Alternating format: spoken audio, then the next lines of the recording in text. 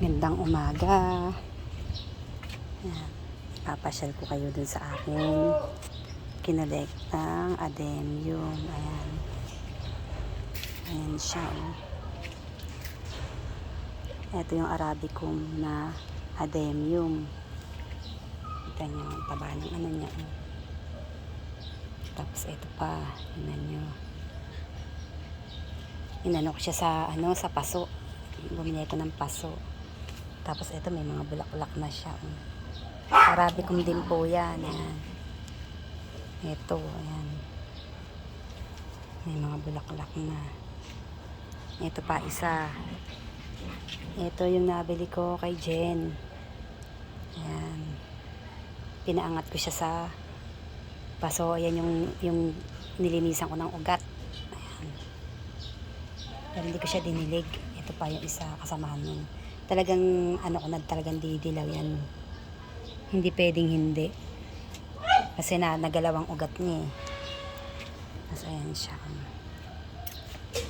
Ayan siya. Ito yung mga ko. Ayan. Ito yung nilinis ko na isinalin ko sa ang problema ko. Parang maliit yung paso niya oh. Maliit ang paso niya. Kaya pagka bibili ko ng malaki para dito. Ayan. Ito. Arabicum din yan. Ayan. Tsaka to. Tinatanggalan ko na talaga siya ng ayan ang aking mga alaga na pinagkakaabalahan. Ayan siya oh. Ito Arabicum din to. Binili ko to kay Nanay Normita. Ito kay Jenny. Naano ko yung mga na yan. Tignan nyo to, hindi ko tinanggal kasi yung bulaklak nung nilinisan ko ng ugat. Pero kita nyo, ayan pa rin yung bulaklak niya. Tinatanggal ko kasi yung mga dahon niya kasi ayun sumisusulpot na mga panibagong dahon. Ito yung pinagtatabas ko.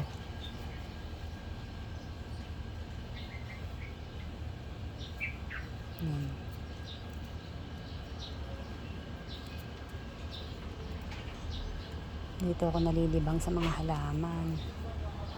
Ito yung ang laki ko. Bango. Suot sa ilong. Parang meron ditong uod. May parang itlog ng uod eh. Ganyan ang ginagawa ko sa binibisita ko yung mga nila.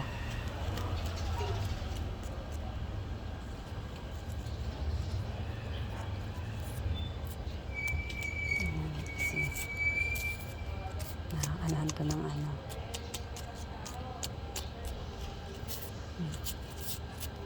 Meron niyo bang alagang-alaga ko yung mga na yan. Kaya ang hirap niyang ipamigay ng lang. Ayan. Nagbibigay naman din po tayo. Pero yung mga ganito hindi pa pwede kasi pararamihin pa natin yan. Ayan. Ayan. Nakapagbenta rin naman ako nung aking bonsai. Ayan. Nakapagbenta ako ng 3 kasi bihira daw kasi nga naman yung ganun. Lalo na nakita nila yung isang bonsai ko na namulaklak tas ang liit-liit. Ayan. Kaya din ako nakakapagbenta rin naman ako. Ayan. Kita niyo yan Nabala ko itong sipilyuhin. Ayan yung Arabicum. Ayan siya. Rico. Ito yan. Inayusan ko kasi siya. Ayan.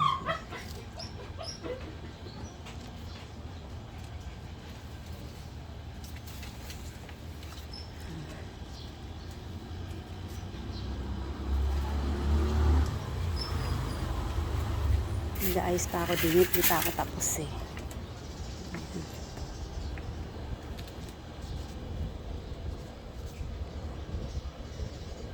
Ayan siya. Yung aking mga alaga.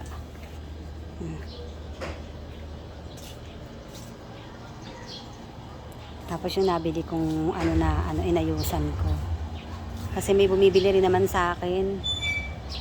Hindi lang ako nagpo-post. Nabebenta ko din siya. Kasi ito. Kaya di naman ako nag-aanong mag-alaga. Kasi nabebenta ko din siya. Hindi lang talaga ako yung kagaya nung nagtitinda ng ino-online o nagla-live. Pinipicturean ko lang tsaka ko lang isinisend sa mga kilala ko.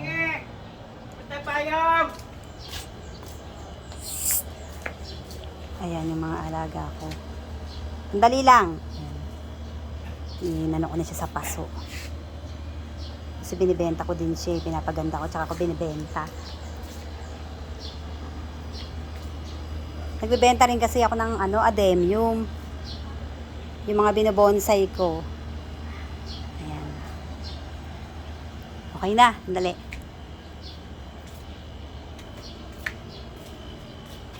Nagpagawa kasi ako ng payong.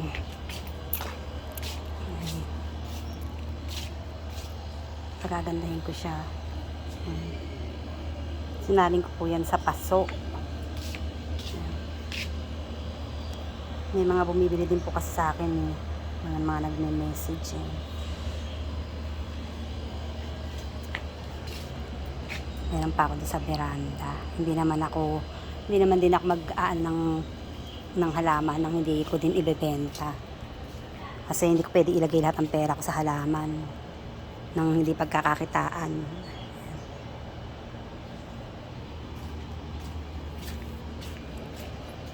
Ay, meron ako dun sa taas eh. Marami.